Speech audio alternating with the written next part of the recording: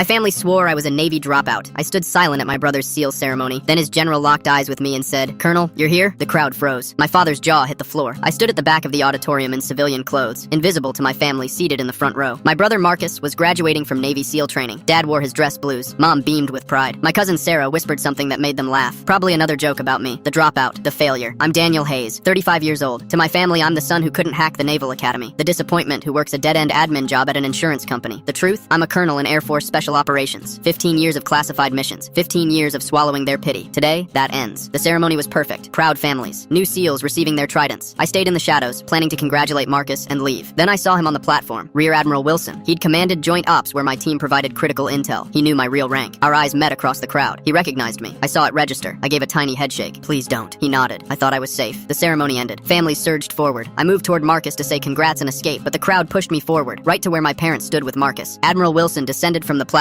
Commander Brooks walked beside him, another officer who'd worked with my team. They walked straight toward me. Dad spotted me. "Daniel's here," he muttered, flat, disappointed. Admiral Wilson reached me. I straightened instinctively. You don't slouch when a rear admiral approaches. "Colonel Hayes!" His voice boomed across the crowd. "Good to see you." The word colonel hung in the air like a grenade. Heads turned. Marcus froze. Mom's champagne glass stopped halfway to her lips. "Admiral Wilson?" I responded automatically. "Sir, I didn't expect to see you here," he continued. "Not after that Gulf operation. Your intelligence saved a lot of lives." Dad's face went white. "Colonel?" Admiral Wilson turned, noticing my family. He saw Dad's rank. "Captain Hayes," he nodded respectfully, then looked at me. "They don't know?" Commander Brooks stepped up. "Colonel Hayes, your work on the Antalya extraction. We've implemented your protocols across 3 divisions." My mother's voice cracked. "Daniel, what are they talking about?" Admiral Wilson assessed the situation quickly. "Captain Hayes, Mrs. Hayes," he addressed them. "Your son is one of our most valuable assets in special operations. His counterterrorism work is exceptional." "That's impossible," Dad stammered. "Daniel left the academy. He works in insurance." "Air Force, not Navy," Admiral Wilson corrected. "The insurance job is a cover story. Colonel Hayes holds a rank reflecting extraordinary service." Marcus stepped forward, his new trident gleaming. "Dan, you're serious?" "Yes," I said simply. "You're a colonel?" Dad whispered. "Air Force Special Operations, Intelligence Division, recruited from the academy, classified program." A major from Joint Ops walked over. "Colonel Hayes' analysis changed our entire approach in Mogadishu." Mom looked like she might collapse. "All this time, I couldn't tell you," I said. "The cover was required." "Christmas when you left dinner," Marcus realized. "You said work emergency. Syria extraction, 36 hours. Dad stood rigid, processing. "What's your clearance level?" he asked, voice hollow. "Higher than I can specify here, sir." Sarah, who'd been recording, lowered her phone slowly. Her smug expression evaporated. "All those times we joked about your dead-end job?" she whispered. "I was briefing the Joint Chiefs," I finished. Officers nodded in recognition. Families whispered. Everyone staring at the dropout who outranked most of the room. "That scar?" Marcus asked. "The car accident?" "Kabul. Operation went bad." Mom started crying. "We gave you so much grief." "Thanksgiving," Dad said, voice cracking. "When you left during dinner, I called you selfish. Emergency extraction. Asset in danger. And I said," his face crumpled, "I said you had no sense of duty." The ceremony hall went quiet. Everyone watching. Dad's hands shook. "All this time, you were serving, and we thought you were nothing." I looked at my father, the proud Navy captain who'd spent 15 years pitying his son.